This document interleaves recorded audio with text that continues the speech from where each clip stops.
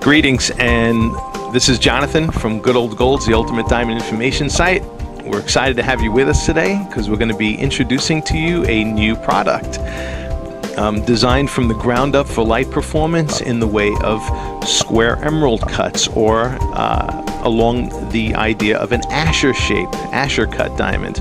All right, just to give you a little bit of background, a thread was started on the PriceScope forum back in February of 2008 by the forum's regular, who goes by the name of Strmrdr, and the question was, why cut Asschers with small corners and windmills? In any case, this discussion wound up transpiring to the design of a gemstone by Strmrdr and the cutter who goes by the name Diagem on the forum. And we recently had the opportunity to visually inspect this and compare it to other Asscher cuts that we have here, and we're really excited to bring it to you. Just a few little techie specs on it before we go into the visual observation.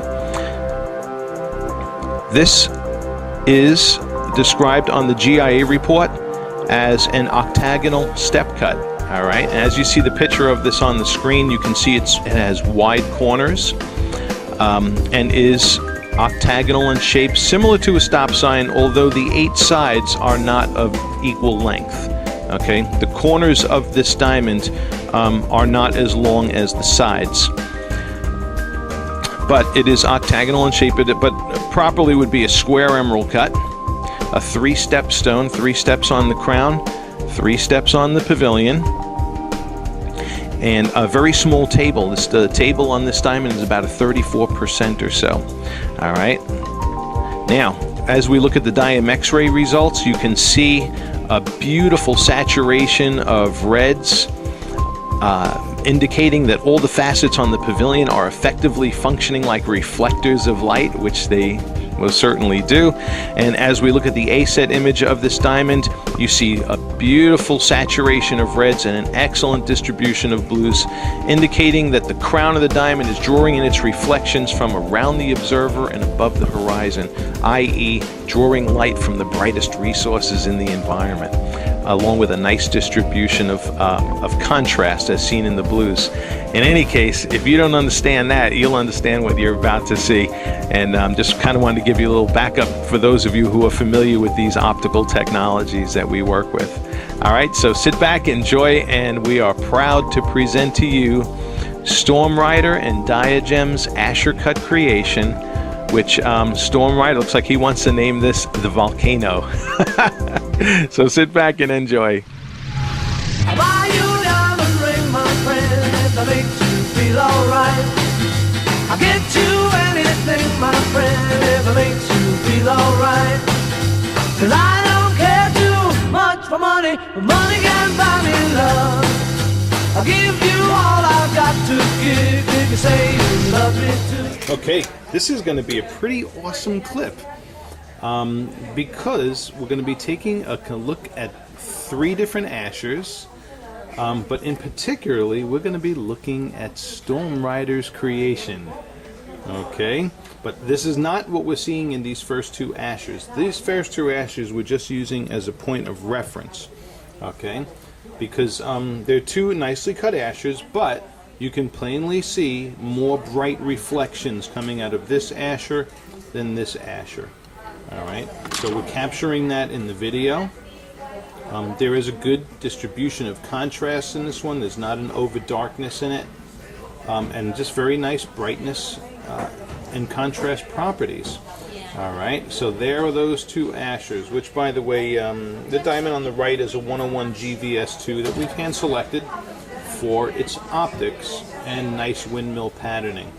Now, this next Asscher is old Stormy's creation, and look at the brightness of that diamond. This diamond in particular is a 3/4 of a carat. That is a DVS1, and it's alongside of a GVS2. So both of these are white diamonds, but the optical differences, the differences that you are seeing here on camera, are the visual differences that we are seeing here as we examine these two diamonds in our diffuse lighting setup to accurately depict and show us head and body obstruction, as well as the effects of light leakage and light return. And I tell you, this is an exciting little diamond because the optics on it are among the best that we've seen in octagonal step cut diamonds. Okay, so beautiful, absolutely beautiful. I'm crazy about it.